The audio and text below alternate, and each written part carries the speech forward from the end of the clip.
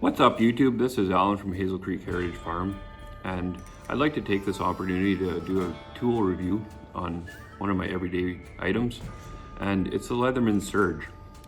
This tool I bought off Amazon. I think right now it's going for $175, and it's been an awesome tool. I kind of cringed at the price tag, but I mean, it is advertised as a heavy duty tool and good for the everyday construction worker. So it had all the tools that I wanted on it when I looked at the description, and so I just bought it. And when it first came, it was around hunting season, and I actually forgot my regular knife when I shot my deer, and so I have this thing on my belt at all times, and so I pulled this thing out and I was able to process that whole deer with this Leatherman. I mean, it's not ideal, and to clean the thing is really hard after the fact, but I mean, in situations where you're forgetful and you miss that stuff, but you wear this every day, it gets you out of a lot of binds. So I'm gonna give this tool an 18-star review. It's been very handy, and I don't know what I would do if I forgot it on my side one day. I literally use it every single day. So here's the Leatherman Surge, and you can see it's got some wear marks for sure. It's a year and a half old, so all that use, all that black paint's been worn off, and you can see on the pliers as well. So it's been used, but it doesn't shake around. I mean, there's a couple little shakes, but I mean, it's still very solid. I don't have any complaints about the longevity of this thing. It comes with a few tools. They call this the bottle opener. It's more for opening cans. It's extremely sharp, so opening a can of beans or whatever, soup or whatever, when you're out and about, it rips through that no problem. It's a nice for that. But as far as bottle caps, that hook is a little too sharp, I think, and it doesn't catch properly. So you can do it, but I mean, it's a lot easier just to use your knife blade to open up a bottle cap. But it does have, you can see right here, that's a sharpened V. So I use that a lot for stripping wire. They do have a wire stripper. You can kind of see a nick right there, and that's designed for stripping wire. And I have used that function before, but it doesn't work as well, it seems, as this. I usually just put the wire through there and then bend it forward and then pull, and that strips the wire really nice. This, you kind of have to mess around with it and get the insulation cut and then kind of pull. So it takes longer to strip wire than it does with this one. It also has heavy wire cutters right there, and that's for high tensile wire to snip, and it works pretty good. And then, I don't know if you can see it, but there's a little knockout there, and you can use that as a crimper to put crimper connections on, and it works good. I've used it for all different sizes of gauges of wire, and it'll crimp them good. So that's nice to have. And then you can probably see that top nick there. That's not intentional, that was my fault. When I first got this tool, I thought it's a heavy duty tool, it can handle anything. So I tried to cut a very heavy fence wire with it, and of course it chipped. So, but nice thing about the Surge, you can easily replace these. You just pull that bolt out and buy a new set of blades off Amazon or Leatherman and install them. So it's replaceable, it's nice. On the same side of that tool, there's this bit extender, and this has been a very handy tool. Right now I just have the 2 Phillips in there because I find most of the stuff I have to deal with every day has a Phillips screw in it. So it's got the number 1 and number 2 in there, and that's what I put in there permanently, just because it's what I've used the most. But this is very handy. And while I'm at this section, I'll show you what I bought. This MOLLE sheath comes with the Leatherman off Amazon, but that's it. All you get is the tool and the Leatherman. And I think originally what it came with as a bit was a Robertson and a Phillips together. So I just switched that out for 2 Phillips. So this MOLLE sheath, it's a nice sheath, heavy duty. I mean, it would probably never tear apart on you, but you can kind of see it's kind of thick. And I didn't really like the looks of it on my everyday belt. I could use that in the bush or whatever and it'd be no problem, but I mean, it catches on everything. So I actually purchased a leather sheath for it and it's a lot better. It looks a lot better. You can kind of see it's wearing out, but I mean, that's part of life. That hole there I drilled in there just so I can keep my pliers open and put it in my sheath without them falling out. So that's my doing, but it's this leather sheath is good. But what I do like about this MOLLE sheath is it's got a lot of storage in it. So I use this to store, this is all purchased stuff later. There's a bit extender here and you just take out your bit and put that in and then your bit again and it works like that. So you got more torque out of that. And that's handy to have every now and then. I don't use this very much, but I mean, in a sticky situation, you can take out some serious screws with this thing. What's cool about this too is you can put a regular bit in there as well. So this right here is just slotted for the Leatherman design bits, but if you put this extension on there, then you can put anything in there. So that's nice, handy to have. And then this sheath here comes what you buy that package, and it comes with a file and a rasp, and then there's a little bit of knurling on the edge too.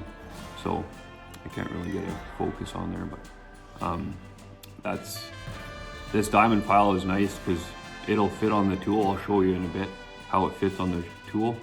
But it also, if you have it separate, you can use this diamond file to sharpen the blades on your knife, or on your Leatherman. So that's what I've done lots. I've sharpened my blade probably 3 or 4 times. And it's nice to have, so. And then also, aftermarket stuff, I bought the bit sets. And you can see there's a whole range of stuff on there. There's even a couple torques on there. So there's not a lot of situations where I haven't found that the bits aren't there for that. And it's even got a little tiny sunglasses screwdriver. So I've found that handy a couple times. Screws have come loose on the arms of my sunglasses and take that out and fix her. So very handy. So yeah, that's what I do with my MOLLE sheath. I just keep all my extra stuff in there. And then when I'm ever going out to somewhere, wherever, I put this in the glove box and I have it if I need it. But other than that, I just keep the tool on my side. Moving around to the other side, it's got an awl, a pry bar, and a flat blade. And there's been a few complaints about this on reviews, how they could have used these locations for other helpful tools, but I don't have a problem with the way this is set up. I've used these lots. There's a lot of situations where you need a pry bar or a flat blade screwdriver, and they work more than just turning out screws. There's a lot of applications you can use this for.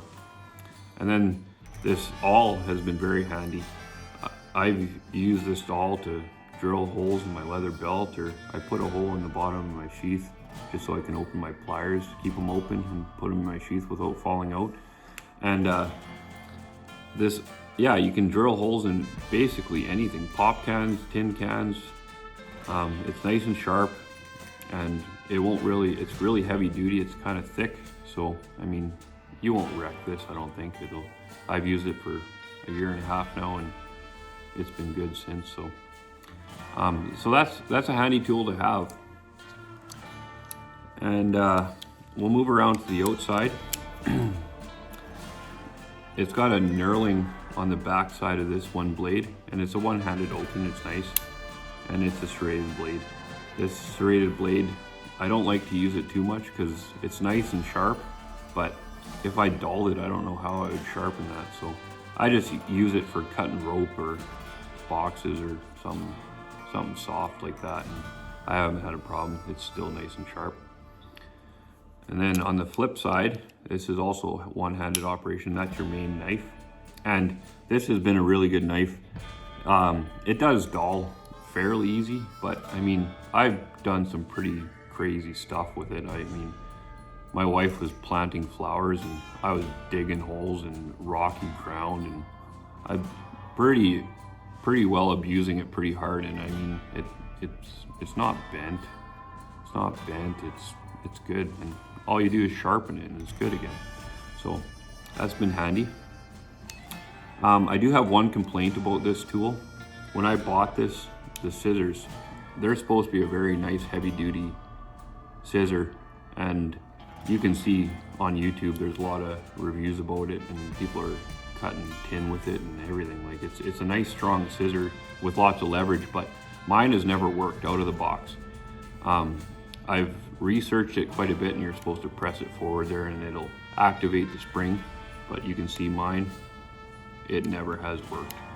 So I mean, you can still cut with stuff with it,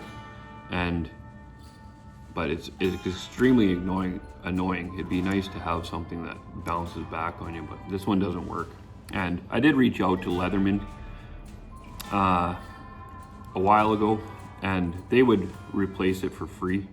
They would work on it if I sent it away, but honestly guys, it's not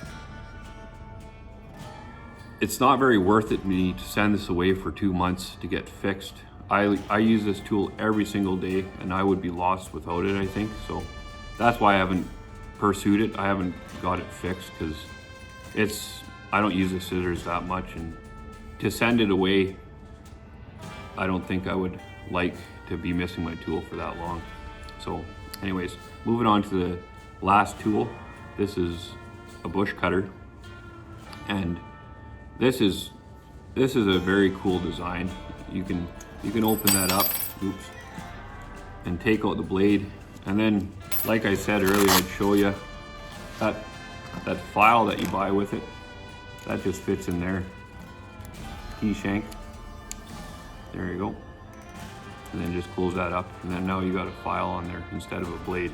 So they're interchangeable, and it's got the normal T-shank on there, so any Bosch style jigsaw blade, whatever with the T-shank blade, you can put on there.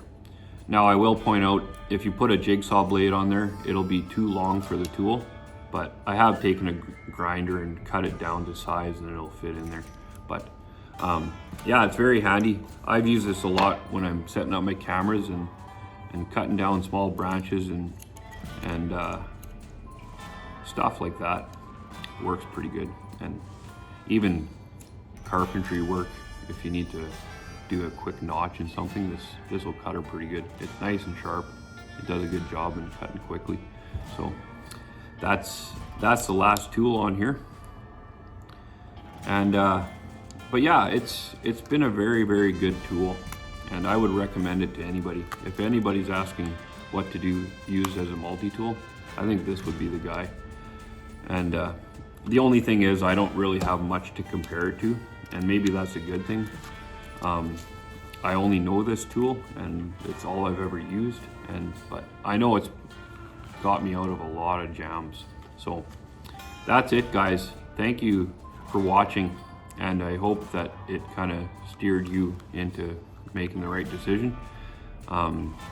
Also, as for future videos, there's a lot of exciting things coming in the springtime, but I'll review a few things. I have another thing I'm going to review soon, but it'll be pretty slow going until April, and then there's a lot of exciting news happening. So stay tuned, guys. There's going to be some future stuff happening, maybe not quite frequently, but I will be posting new videos sometime. So thanks again, guys, and we'll see you in the next video.